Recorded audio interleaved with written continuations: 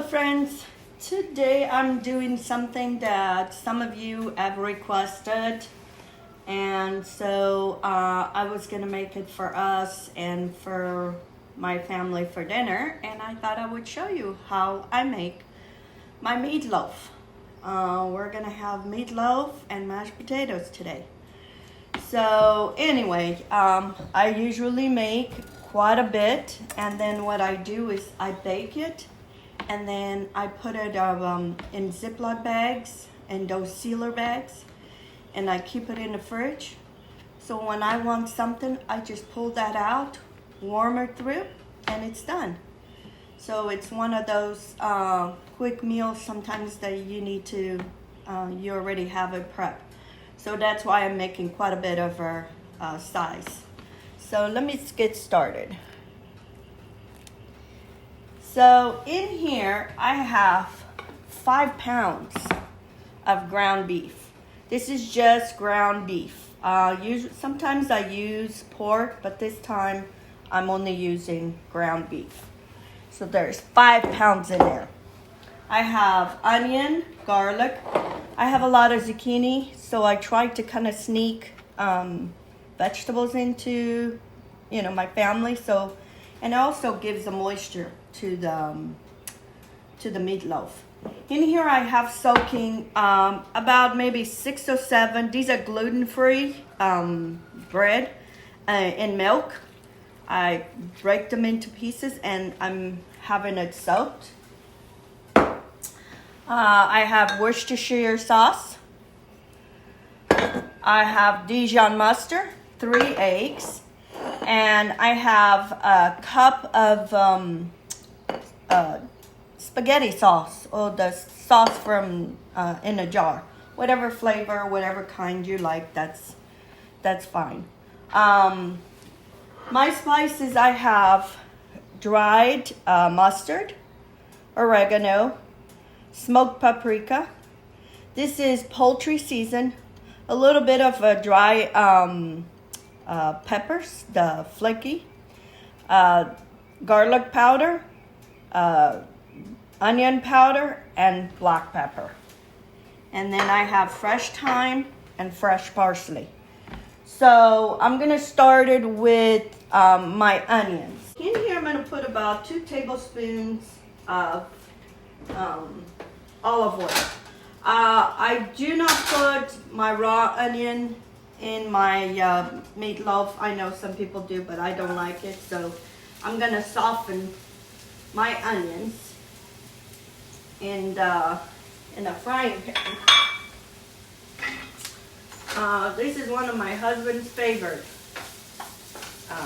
He loves meatloaf. We were not brought up eating meatloaf. So it's kind of was something new for me. I'm going to put about half a teaspoon of kosher salt to kind of start drawing that moisture from the onion. And I'm going to chop some of this thyme. I have a lot of thyme growing in my yard. So, and before it gets too hot and the poor thing just dies, we have a hard time keeping our plants and herbs going here in California because it gets so hot. And it's gonna be a scorchy week. It's gonna be 10 days on the hundreds. Makes it hard for us to have anything fresh. But anyway, I always try to have my herbs. I was brought up always having stuff at home. I have my kale. Right now I have my tomatoes and all this good stuff.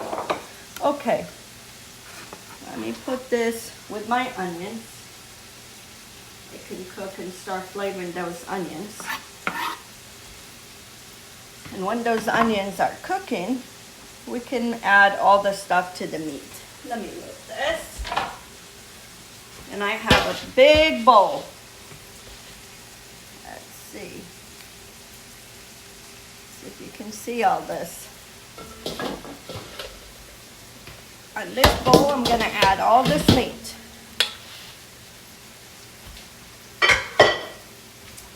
And I buy my meat at Costco. Can't beat it. And I let it thaw. It's been in the refrigerator. When I buy it, I buy 2-3 packs, and then I vacuum seal, divide it and vacuum seal, so that way when I want it, I have what I need. Okay, let's make a little well.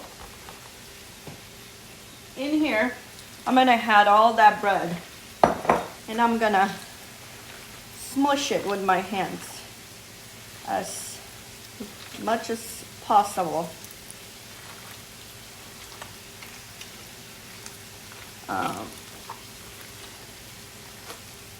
Some people use breadcrumbs, and that's fine too. I've used it. I've used panko bread. I've used that too. So anyway, in here I'm gonna add all my spices. Add everything into the bowl. I'm gonna put about maybe 3, there's a lot of meat in here, 3 tablespoons of Worcestershire sauce. That's such a word, so hard to say sometimes. Anyway, so there's 3 tablespoons of Worcestershire sauce. I'm gonna add 3 tablespoons of Dijon mustard. I already put some dry mustard, so that's why I'm only putting 3. Now I'm gonna add my garlic to my onion. Add all that garlic. I don't want to add it at the beginning to burn. And then I'm also going to add my zucchini. Not for very long. I just kind of want to take that raw flavor from my zucchini. I don't want to put it raw in my meat. So just let that cook. And I'm going to put my 3 eggs.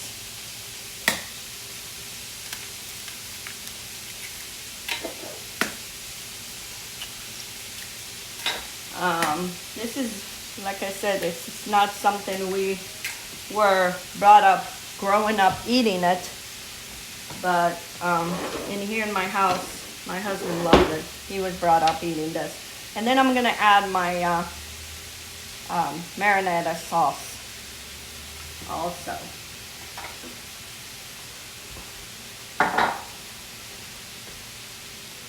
And when you do this, don't overwork your meat, because it will get tough. And I'm going to put about 4 teaspoons of salt. There's a lot of meat there, and you want flavored.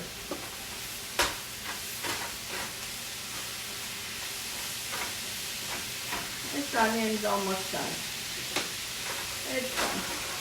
So now I add all my onion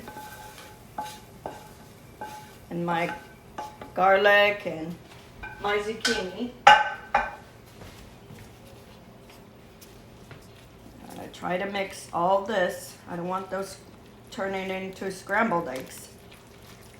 So kind of blend a little bit of all this onion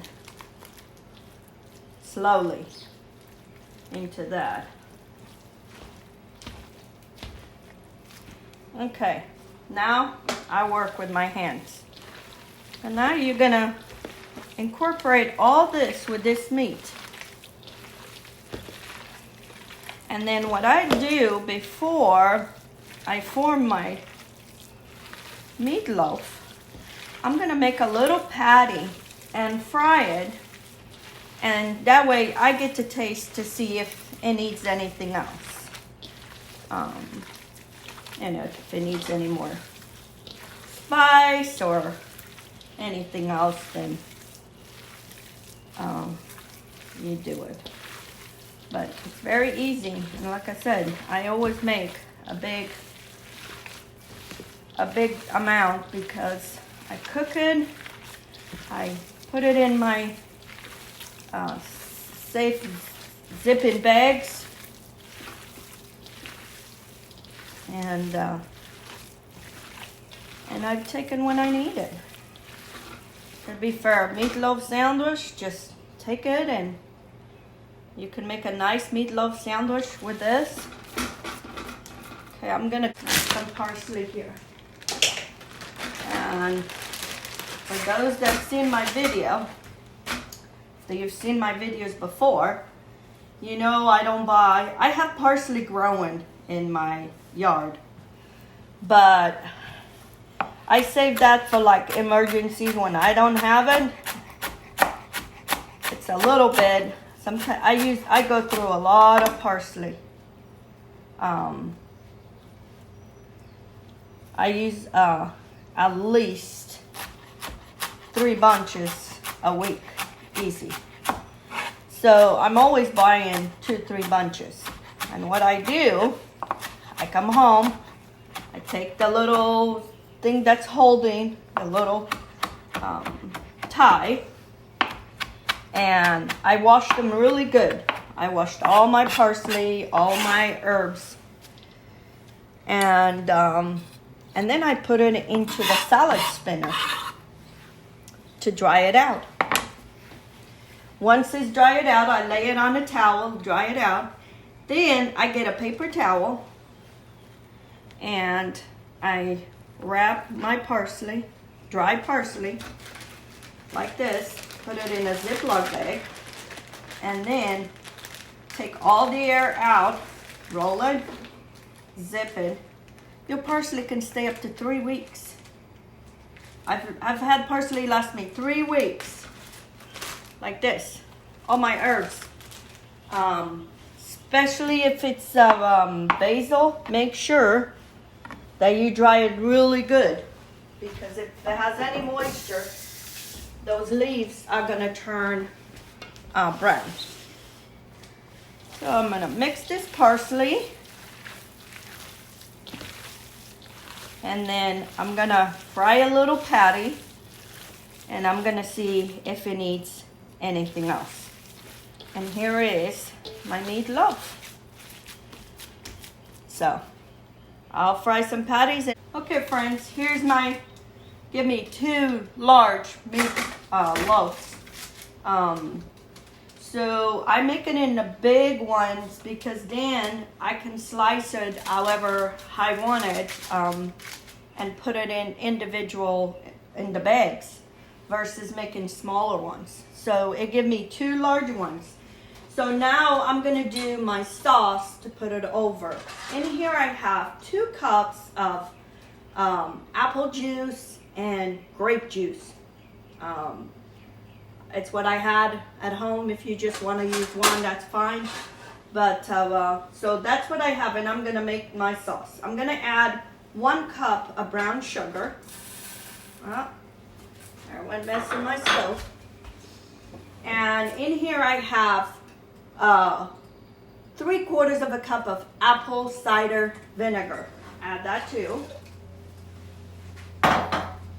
And then we're gonna add a lot of barbecue sauce. Ketchup. So let me measure. I usually just pour, but I'm gonna start probably with 4 cups. So like I said, there's a lot of meat in here. We'll start with 4 cups and see how this goes. And I'll bring that to a simmer. Want to dissolve that sugar.